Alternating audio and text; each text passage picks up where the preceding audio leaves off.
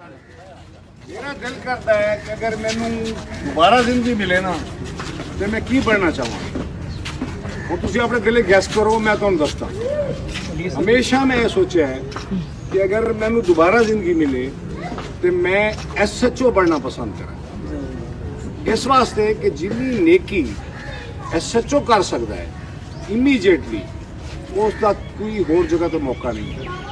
जी police department के नाल थोड़ी जी मेरी साथी इस गल ते रही है कि भाई छोटे बड़े अफसर मैं कहना जी असी खिदमतगार हैं, असी पब्लिक सर्वेंट हैं, लोगों को सर्व करिए लोगों वास्ते।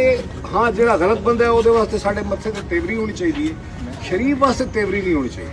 शरीफ का सानू खिदमतगार होना चाहिए, वो बेइज्जती साडी कर दे सानू बर्दाश्त करनी चाहिए। इन्ना मौका है बतौर SHO जन्नत खरीदण का और अल्लाह की खुशनुदी लैन का जो किसी और जगह पे आई लव ऑनेस्ट SHOs। मेरा दिल करता है मैं मैंने पता चला ना ऑनेस्ट है, मेरा दिल करता है मैं इन्होंने पैर धो के पीवा। एडा एडे नेक लोग होंगे